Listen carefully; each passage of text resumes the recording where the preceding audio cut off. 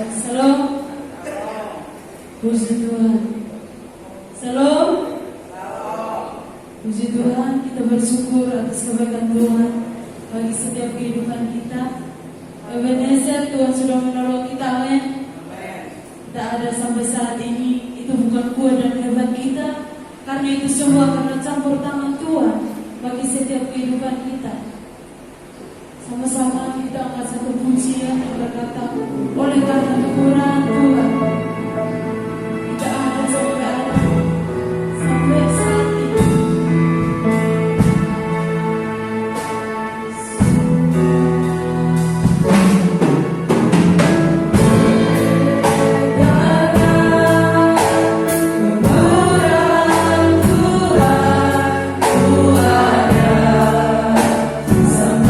hari ini, oleh karena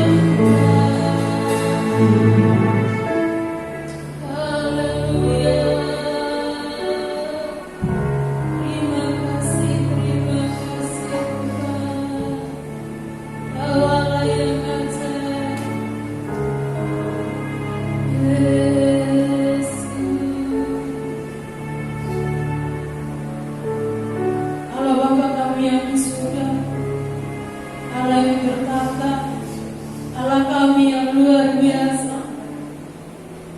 Ebenezer, Kau menolong kami ya Tuhan. Terima kasih ya Tuhan, terima kasih Roh Kudus. Pada pagi hari ini ya Tuhan, kami mau memuji dan mempermuliakan nama-Mu Tuhan. Pakailah kami dengan luar biasa. Pakailah hamba-Mu yang menyampaikan kebenaran firman-Mu ya Tuhan. Berikan hikmat pengetahuan bagi hamba-Mu ya Bapa. Dan berkatilah kami ya Tuhan.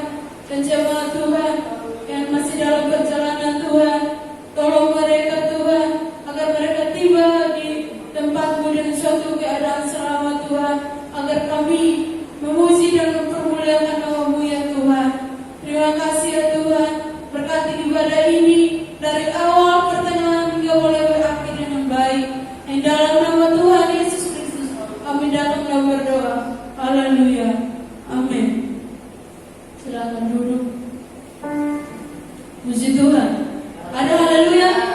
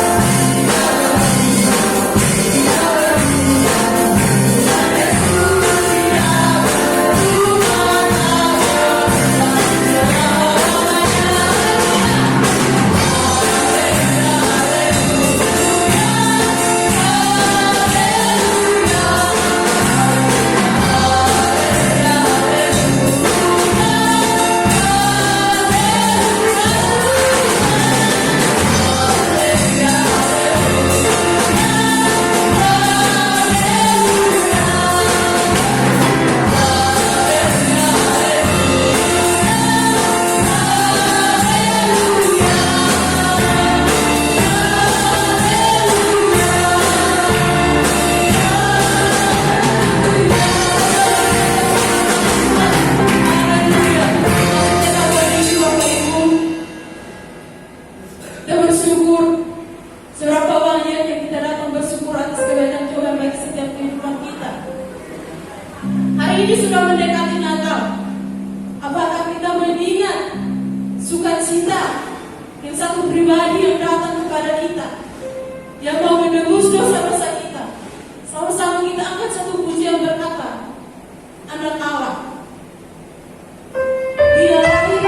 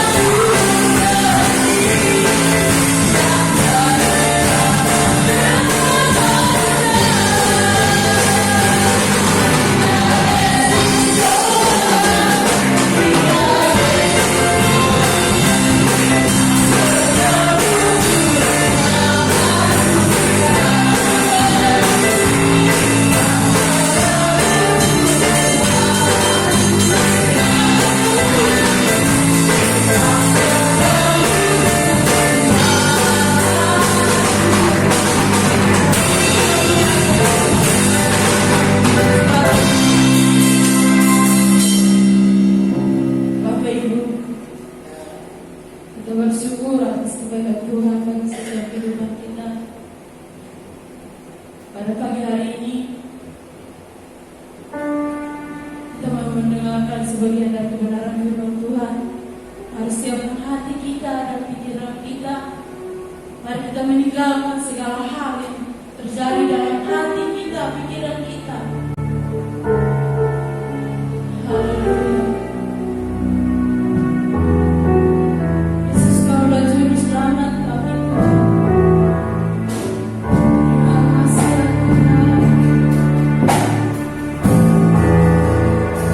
Marilah ku sembah.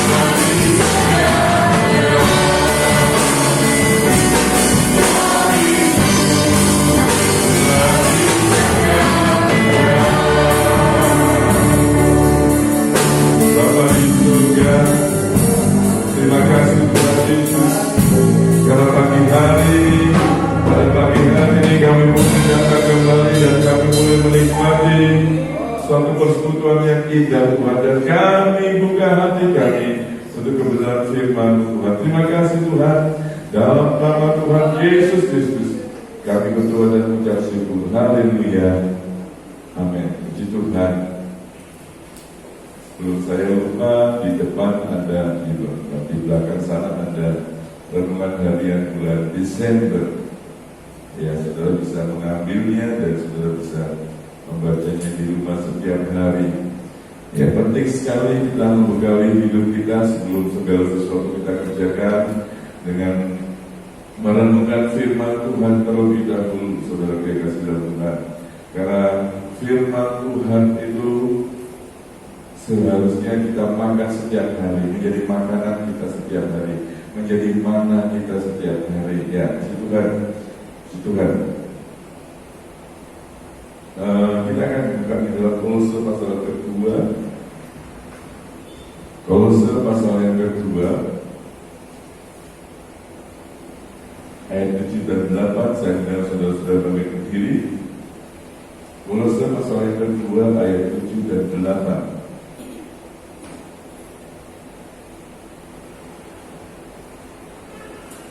Hendaklah kamu berakar di dalam Dia dan dibangun di atas Dia. Hendaklah kamu bertambah teguh dalam iman yang telah diajarkan kepadamu, dan hendaklah hatimu melimpah dengan syukur. Ayat 8. Hati-hatilah supaya jangan ada yang melamar kamu dengan filsafatnya yang kosong dan palsu, menurut ajaran turun-temurun dan roh-roh dunia, tetapi tidak menurut Kristus. Terima kasih. Saudara punya kasih, silakan itu. Saudara punya kasih dalam Tuhan Yesus Kristus. Ayat yang ke-7 mengatakan, hendaklah kamu berakar di dalam Dia dan dibangun di atas Dia. Hendaklah kamu bertambah teguh dalam iman yang diajarkan kepadamu, dan hendaklah hatimu melimpah dengan syukur. Saudaraku yang terkasih di dalam Tuhan Yesus Kristus, hidup sebagai orang percaya adalah hidup yang penuh dengan perubahan. Ya, orang Kristen itu adalah orang yang mengalami perubahan, orang yang mengalami transformasi di dalam kehidupannya. Dari yang dulunya jahat, dari yang dulunya katakanlah tidak mengenal Tuhan, yang kelakuannya senantiasa selalu cenderung untuk menyakiti Tuhan, diubahkan, dilahirkan baru, dan kemudian saudara yang terkasih dalam Tuhan Yesus, setelah dilahirkan baru, namanya lahir baru, namanya dilahirkan, berarti orang Kristen itu harus mengalami pertumbuhan secara rohani. Orang percaya itu harus mengalami pertumbuhan secara rohani, tidak saja hanya sebagai bayi saja yang hanya diberikan susu. Firman Tuhan berkata demikian, bukan? Tidak hanya susu. Kalau saudara yang berkasih di dalam Tuhan Yesus Kristus, kita lihat pertumbuhan secara jasmani dari seorang bayi. Dari seorang bayi yang begitu dilahirkan, dia hanya bisa menangis dan meminta susu dari ibunya, bukan? Terus sekarang menurut yang diajukan oleh dinas kesehatan sekarang, oleh dokter-dokter sekarang, begitu kita punya anak, begitu seorang ibu melahirkan seorang anak, maka mereka harus memberikan ASI-nya selama 2 tahun, dan ASI eksklusif selama berapa? 3 bulan pertama, 6 bulan pertama. ASI eksklusif selama 6 bulan pertama, artinya 6 bulan pertama itu nggak boleh dicekoki apa-apa selain cuma ASI. Coba kalau orang dulu, saudara, begitu keluar 2 hari sudah jalan, digedangi, betul ya? Gedang mulut sampai halus kayak dikeno. Menurut dokter itu berbahaya buat lambungnya. Tapi ya begini yang kita yang hidup katakanlah belum dengan ada ketentuan seperti itu, yang kita sudah dewasa, ya bisa hidup dan bertumbuh dengan baik, ya. Tetapi seiring dengan berjalannya pengetahuan akan kesehatan tentang bayi, maka diberikan ASI eksklusif selama 6 bulan, dan kemudian bayi itu baru bertumbuh, baru dikasih, kemudian bukan pisang, ya, bukan pisang, tetapi nasi yang disaring, nasi lembut yang sudah disaring lagi. Ya, saya sudah mulai lupa, anak saya sudah mulai besar, ya begitu bertumbuh, begitu bertahan terus sampai akhirnya bisa menjadi menerima makanan keras. Nah, kekristenan itu adalah perubahan dari bayi menjadi dewasa. Oleh sebab itu Rasul Paulus pada jemaat yang ada di kota Kolose mengatakan, hendaklah kamu berakar di dalam Dia dan dibangun di atas Dia. Kenapa? Karena Rasul Paulus tahu bahwa kekristenan itu adalah suatu kehidupan yang berubah, rohani yang senantiasa berubah, yang diubahkan menjadi semakin sama seperti Yesus Kristus. Saudara yang terkasih dalam Tuhan, ingat, kita ini dikatakan oleh firman Tuhan, kita ini adalah mempelai Kristus. Kristus yang mempelai laki-laki, kita adalah mempelai perempuannya. Ini ajaran gereja sudah mulai ditinggalkan, bukan ditinggalkan, dilupakan. Kenapa saudaraku yang kasih dalam Tuhan Yesus? Karena pada suatu saat antara gereja Tuhan yang menjadi mempelai Kristus itu, gereja yang disempurnakanlah yang menikah dengan mempelai laki-laki, yaitu Yesus Kristus. Dan itu harus bertumbuh untuk menjadi sempurna, itu menjadi dewasa, pada itu harus bertumbuh, harus berakar terlebih dahulu, berakar di dalam Dia dan kemudian dibangun di atas Dia. Harus ada pertumbuhan, saudara yang kasih dalam Tuhan Yesus. Hidup orang percaya itu ada di dalam tiga tahapan: berakar, bertumbuh, dan berbuah. Kalau berbuah berarti orang itu sudah semakin dewasa rohani dan menghasilkan buahnya. Buah itu dikatakan di dalam Yohanes, buah itu bisa menghasilkan, pohon itu bisa menghasilkan pohon buah yang baik dan juga buah yang masam. Buah yang masam ini dipotong. Kalau pohon itu menghasilkan buah yang masam, maka pohon itu akan dipotong. Puncak dari kekristenan adalah berbuah pada waktunya, menjadi sempurna, menjadi bertumbuh dan menjadi dewasa secara rohani, secara penuh, kemudian menghasilkan buah. Ada perubahan, ada langkah-langkah yang harus dikerjakan, ada sesuatu yang harus mengalami perubahan di dalam kehidupan kita sebagai anak-anak Tuhan. Kalau kehidupanmu sama seperti yang lalu, kerohanianmu sama seperti beberapa tahun yang lalu, karena kau tidak bertumbuh, menjadi tanda tanya besar ibadahmu akhirnya, menjadi tanda tanya besar bagaimana engkau menerima firman Tuhan itu. Karena untuk bertumbuh itu kita memerlukan firman Tuhan. Saudaraku yang kasih dalam Tuhan Yesus Kristus, kita lihat di sini, saudaraku yang kasih dalam Tuhan, Tuhan juga memberikan satu perumpamaan, bukan? Bahwa ada perumpamaan di dalam Markus dan di dalam kitab Injil, apalagi kalau kita di dalam Markus 4 ayat 14 sampai 20 itu ada perumpamaan, bukan? Tentang tanah yang baik. Untuk bertumbuh bukan sekedar kita bertekun di dalam merenungkan firman Tuhan yang ada, bukan. Tetapi untuk bertumbuh dan kemudian kita merenungkan firman Tuhan setiap hari untuk agar kita bisa bertumbuh itu diperlukan hati yang baik, diperlukan tanah yang baik.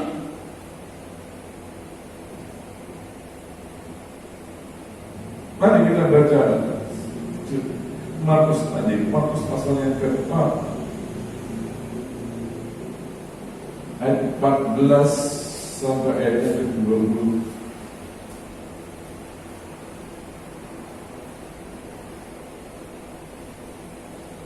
Ya, sebetulnya mulai ayat yang pertama, tapi ayat yang ke-13 sampai ayat yang ke-20 itu tentang artinya.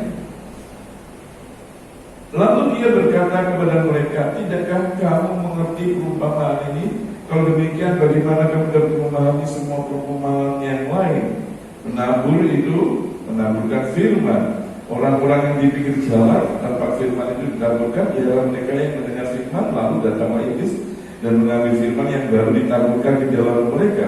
Demikian juga yang ditaburkan di tanah yang berbatu-batu ialah orang yang mendengar firman itu dan segera menerimanya dengan gembira, tetapi mereka tidak berakar dan tahan sebentar saja.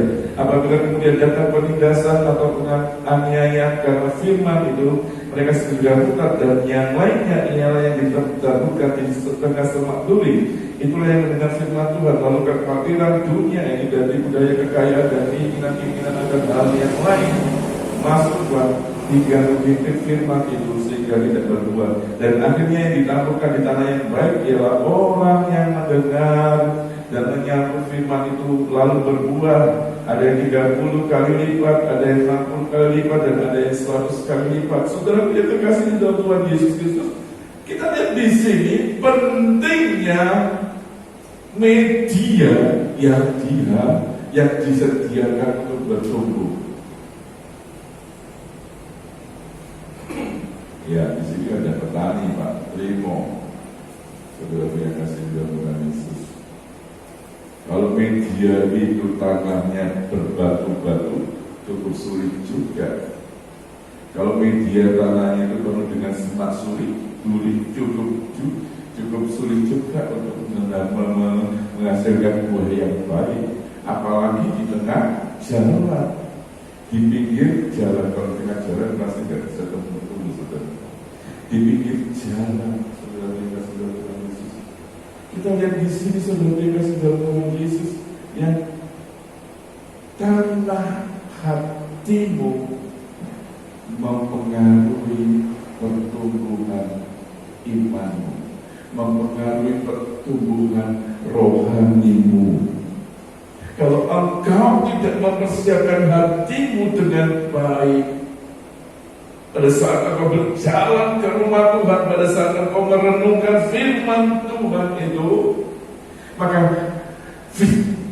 firman Tuhan itu tidak akan bisa bertumbuh. Yang penting adalah media hatimu, menyiapkan hatimu dengan baik. Amsal 4 ayat 13-23 berkata, bukan, jagalah hatimu dengan segala kewaspadaan, karena dari situlah terpancar kehidupan. Harus dijaga setiap hari hati kita.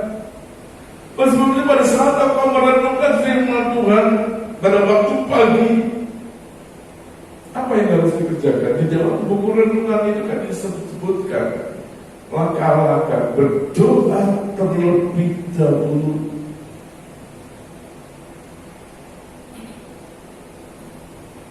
Minta ampun sama Tuhan kalau ada dosa-dosa yang itu apa? Membajak hati, tanah hati kita.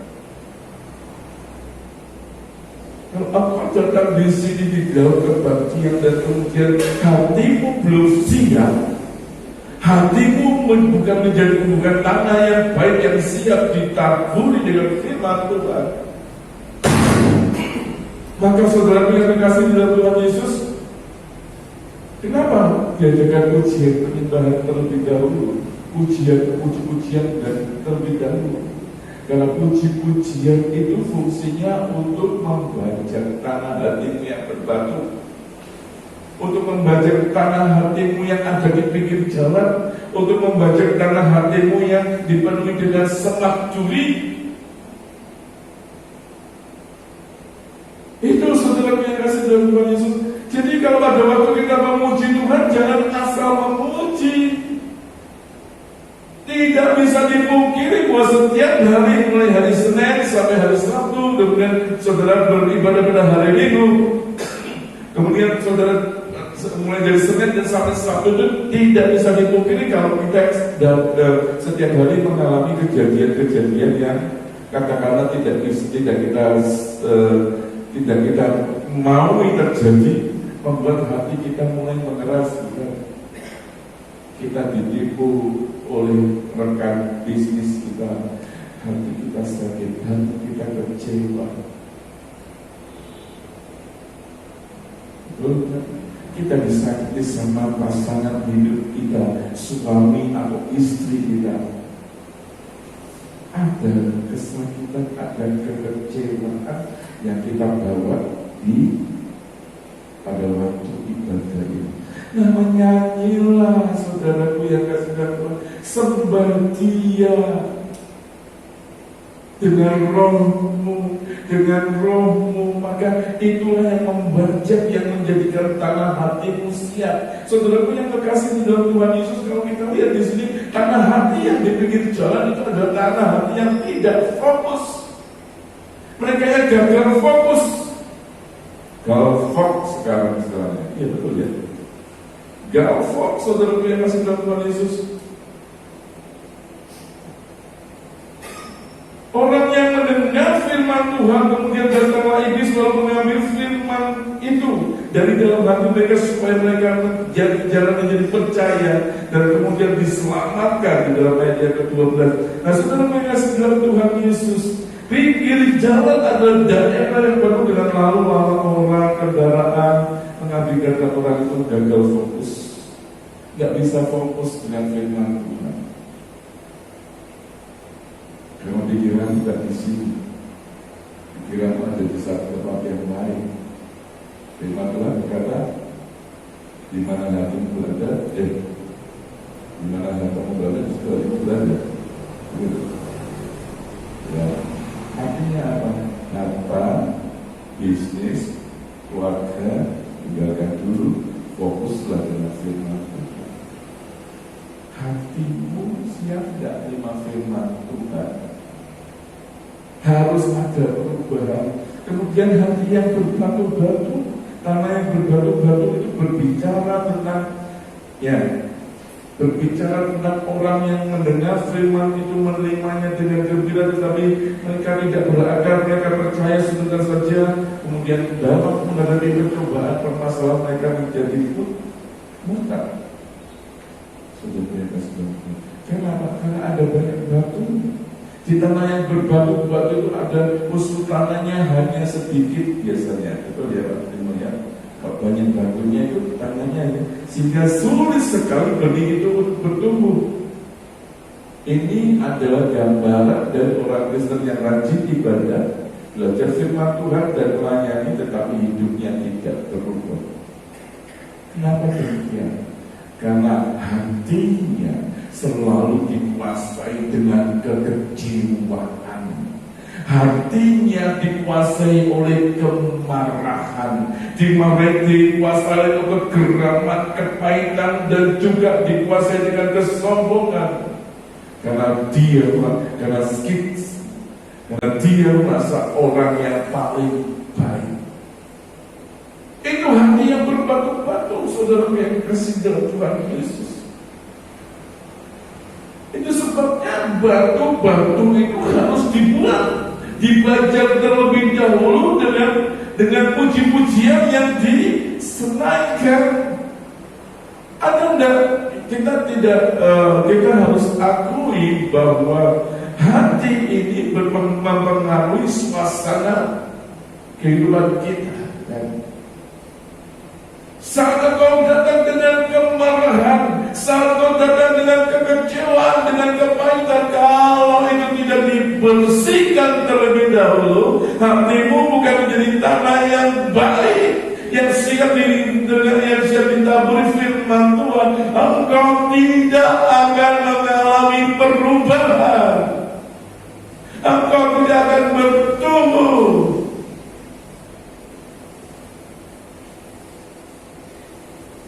Olehmu podo wae, percuma engkau beribadah. Hati yang dipenuhi dengan semak duri, tanah yang disebut semak duri adalah menggambarkan suasana yang dipenuhi dengan duri-duri yang berbahaya, yang jahat dan yang mengimpit firman itu, firman yang baik itu. Ya. Jadi harus dibaca terlebih dahulu untuk menjadi hati yang baik, tanah yang baik. Ayat 24. Dan akhirnya yang ditampilkan di tanah yang baik ialah orang yang mendengar dan yang berfirman itu lalu berbuah. Ada yang 30 kali lipat, ada yang 60 kali lipat, dan ada yang 100 kali lipat. Harus ada perubahan di dalam hidup setiap orang percaya menjadi yang baik, menjadi sempurna, bukan yang baik, menjadi sempurna sama seperti Yesus yang adalah sempurna. Kenapa saya katakan bahwa gereja Tuhan harus menjadi sempurna? Saudaraku yang terkasih di dalam Tuhan Yesus, kedatangan Tuhan sudah amat sangat dekat sekali. Kalau kita baca di dalam Matius 24 itu, Yesus memberikan secara global, secara umum hal-hal yang akan terjadi di dalam akhir zaman ini. Tetapi kalau kita belajar lebih wahyu, itu akan kita lihat bagaimana tanda-tanda itu diberikan sehingga kita bisa tahu, orang percaya bisa tahu tanda-tandanya bahwa Yesus mau datang. Kalau orang di luar, orang percaya di luar, orang Kristen, ya, mereka tidak tahu. Karena apa? Karena Yesus datang seperti pencuri. Kenapa saya katakan begini, saudara? Hari Senin kemarin saya mengikuti satu seminar Zoom, jadi webinar ya istilahnya. Jadi itu rekan-rekan saya sekolah Alkitab Angkatan 40 di Batu. Jadi itu Angkatan 40 itu tahun 94-95 ya, jadi lulus 90, jadi sudah 25 tahun yang lalu pelajaran ini saya peroleh. Dan kemarin tahun 2019 saya peroleh lagi, cuma ini lebih jelas lagi. Ada 7 materai yang dihadapi oleh semua orang, termasuk gereja Tuhan. Materi pertama sudah dibuka, materi kedua sudah dibuka, materi ketiga sudah dibuka. Nah, materi ke-7 ini adalah pernikahan antara Yesus Kristus dengan gereja yang sempurna. Perhatikan, berarti gereja nanti itu ada gereja yang tidak sempurna dan gereja yang sempurna. Gereja yang sempurna ini akan menikah dengan Yesus Kristus sebagai mempelai perempuan, dan Yesus sebagai mempelai laki-laki. Akan ada pernikahan. Itu terjadi di materai ke-7. Kemudian setelah materai ke-7, nanti kemudian beberapa saat kemudian akan masuk di dalam masa 3,5 tahun aniaya. Gereja yang sempurna, yang sudah menerima, yang sudah mengalami perkawinan dengan Yesus Kristus akan disingkirkan kepada belantara, kepada gurun. Dunia dengan teknologinya tidak bisa mendeteksi keberadaan. Masih di dalam dunia ini, gereja yang sempurna ini disingkirkan kepada gurun. Masih di dunia ini, tetapi antikris dan dunia tidak bisa mendeteksi keberadaan dari orang-orang yang gereja Tuhan yang disingkirkan.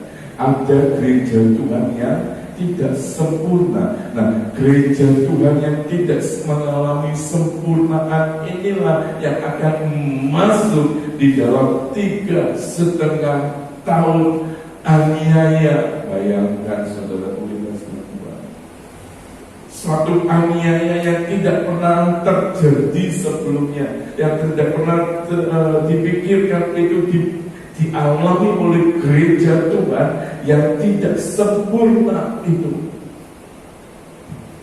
Oleh sebab itu perlu kita bertumbuh menjadi orang-orang percaya yang sempurna. Jaga hatimu, sebab itu supaya dengan kebenaran firman Tuhan yang kita renungkan, kebenaran firman Tuhan yang kita baca setiap hari, membuat kita menjadi berubah. Lalu yang menjadi tanda tanya, sekarang kita sudah masuk ke meterai ke berapa?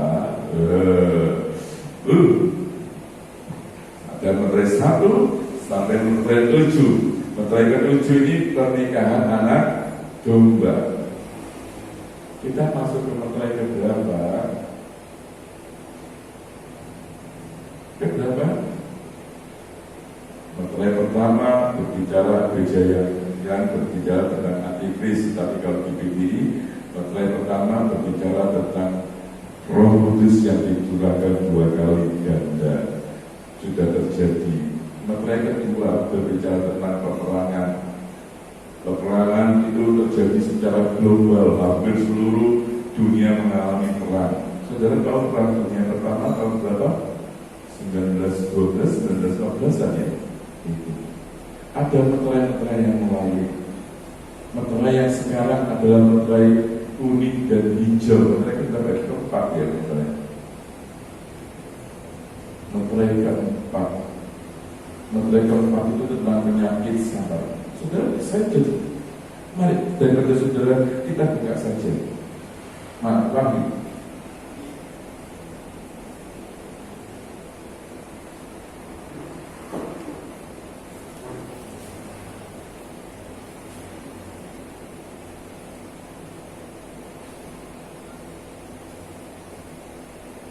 Wahyu pasal yang ke-6. Ayat yang ke-7.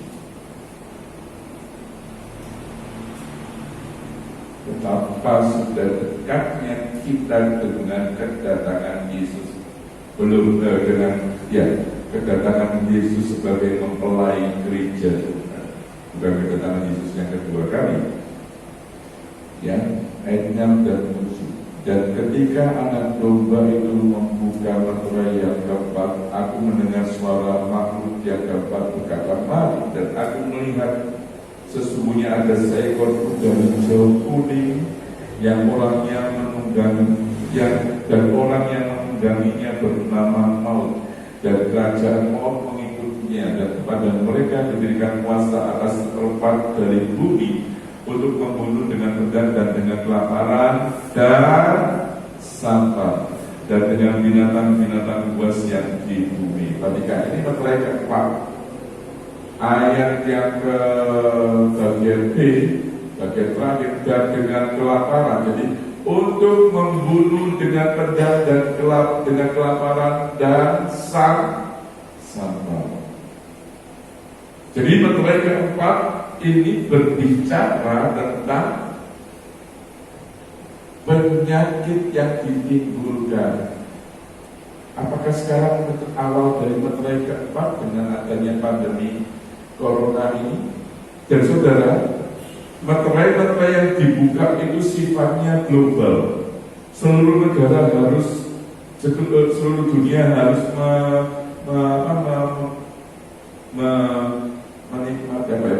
merasakannya.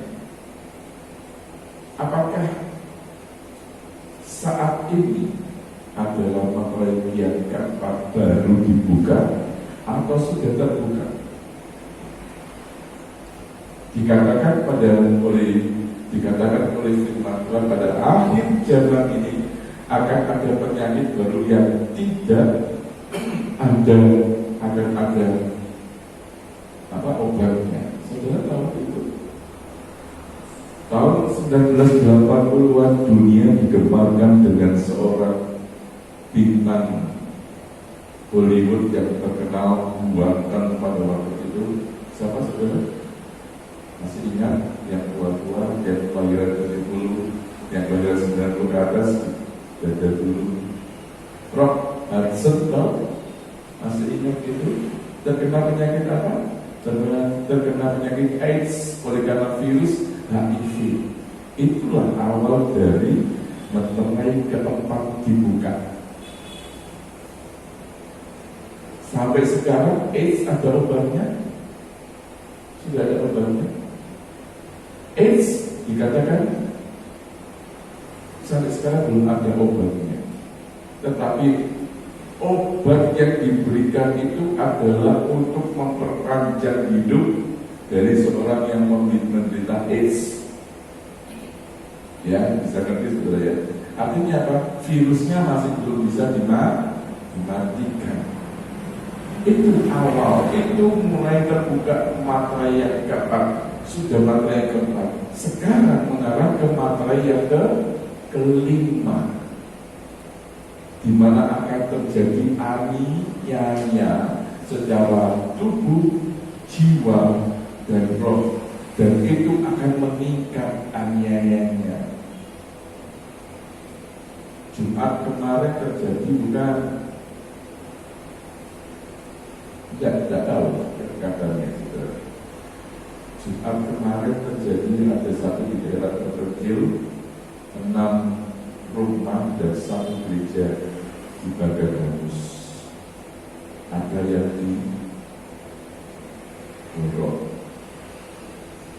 Dan itu akan meningkat. Saya kira hanya aniaya secara fisik, tetapi aniaya secara jiwa, secara ya emosi juga, tekanan jiwa, tekanan itu hanya secara pasar itu kita awali bukan dengan katakanlah kita dicaci maki, kita disebutkan sebagai sebagai orang kafir dan lain sebagainya, kita dihina, diolok, dibalik salib pada Kristusnya. Itu adalah aniaya jiwa, tekanan jiwa. Nanti secara rohani juga akan muncul aniaya secara rohani, di mana orang-orang yang berpegang kepada firman Tuhan akan teraniaya secara rohani. Di negara-negara luar LGBT sudah diresmikan. Apa itu LGBT?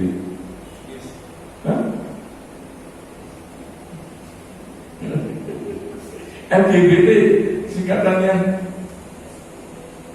lesbi, gay, B-nya bisex kalau saya. Betul T-nya? Di dalam gereja Tuhan ada yang memberkati perempuan dengan perempuan, laki-laki dengan laki-laki. Ini kita yang bekerja, kita yang memegang kebenaran firman Tuhan akan menangis karena secara rohani kita teraniaya. Nangis nggak dengan kayak begitu? Nangis. Nah, kalau kita tidak bertumbuh di dalam firman Tuhan, kalau kau tidak memiliki tanah hati yang baik, bagaimana kau bisa menjalani kehidupan yang dengan dibukanya meterai ini, saudara yang kasih dalam Tuhan? Sudah dekat. Meterai kelima sudah dibuka, tinggal ke-6 dan ke-7. Prosesnya berapa lama? Gak tahu, saudara yang kasih dalam Tuhan Yesus.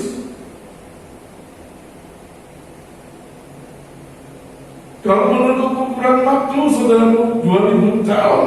Yesus, setelah itu Yesus akan datang kembali. Kapan?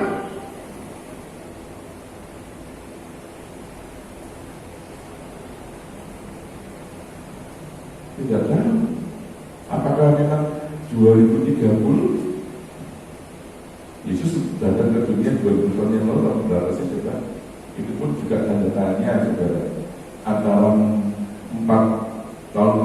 sebelum Masehi atau 0 Masehi, itu pun tanda tanya, saudara kita, saudara. Mari bergerak di dalam bertumbuh di dalam pertumbuhan dengan Yesus, dengan firman Tuhan. Jaga hati. Rasul Paulus cuma bisa berkata demikian. Aku menanam, Apolos menyiram, tetapi Allah yang memberikan pertumbuhan. Tetap mohon Allah memberikan pertumbuhan agar firman itu berakar, kemudian bertumbuh dan menghasilkan buah. Mari bergeraklah dalam rohani. Kalau memang saudara ingin menjadi gereja yang sempurna, hatimu, jaga hatimu supaya firman yang disampaikan tertanam. Kalau sepanjang hari, selama 6 hari engkau disakiti, ada hal-hal yang membuat hatimu sakit, segera congkel untuk Tuhan. Ada kekecewaan, segera congkel itu Tuhan, sehingga pada saat engkau datang ke gereja, firman Tuhan tertanam di dalam hatimu, karena media hatimu siap menjadi tanah yang baik, tanah yang siap ditumbuhkan firman Tuhan, dan engkau akan mengalami perubahan, menyongsong Yesus mempelai laki-laki dan mengalami perjamuan kawin anak domba ini. Mari kita berdoa. Firman berkata, kau besertaku, maka kuat roh dan jiwa. Mari siapkan hatimu di dalam setiap engkau mendengar, kau akan membaca merenungkan firman Tuhan. Di saat engkau datang ke rumah Tuhan, siapkan hatimu. Roma 12 ayat yang pertama mengatakan, karena itu saudara-saudara, demi kemurahan Allah aku menasihatkan kamu supaya kamu mempersembahkan tubuhmu sebagai persembahan yang hidup, yang kudus dan yang berkenan kepada Allah. Itu adalah ibadahmu yang sejati. Persembahkan roh, jiwa, tubuhmu menjadi persembahan yang sejati. Hatimu siap mendengarkan firman Tuhan, karena hatimu sudah dibajak kekecewaan, semak duri, batu-batu itu sudah dibajak dan menjadi tanah yang baik. Roma firman berkata, kau besertaku. Firman-Mu berkata, kau besertaku, maka kuat roh dan jiwaku. Tahukah-Mu Tuhan selalu ku nantikan, di setiap langkahku percaya. Firman-Mu berkata, kau besertaku, maka kuat roh dan jiwaku. Tangan-Mu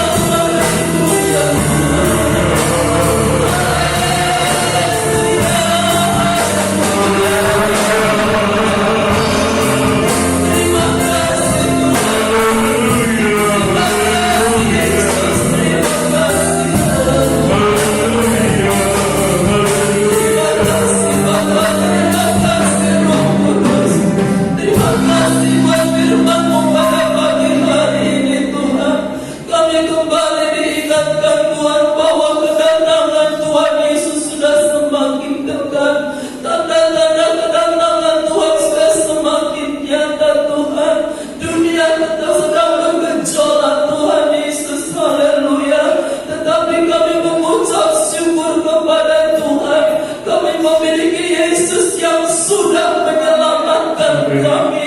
Dan Yesus memberikan firman-Mu kepada kami untuk kami tetap berpegang teguh kepada firman itu, untuk kami dapat berakar dalam firman itu, kami bertumbuh dalam firman itu, hidup kami dibaharui dari sehari ke sehari Tuhan, sampai kami mencapai kesempurnaan seperti yang Tuhan Yesus inginkan. Terima kasih Tuhan Yesus, Engkau memberikan Roh Kudus-Mu kepada kami, memampukan kami untuk menjadi pelaku-pelaku firman-Mu, sehingga kami tidak hanya sekedar tahu firman itu, tetapi kami melakukan firman itu, dan firman itu akan bekerja mengubahkan kami Tuhan, karakter kami dari hari ke hari sama seperti Tuhan Yesus. Terima kasih.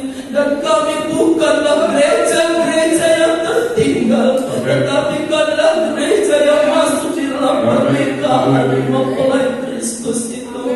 Terima kasih Tuhan, pagi hari ini hamba-Mu berdoa, biarlah Roh Kudus menolong kami semua memahami firman-Mu, dan kami dapat hidup benar di hadapan-Mu Tuhan, sehingga Tuhan, walaupun banyak penganiayaan, walaupun dunia bergoncang ya Tuhan, tetapi kami tetap kokoh di dalam Tuhan Yesus, memegang teguh iman percaya kami. Berkati firman-Mu Roh Kudus, tanamkan firman-Mu Roh Kudus dalam hati kami pribadi lepas pribadi pada pagi hari ini.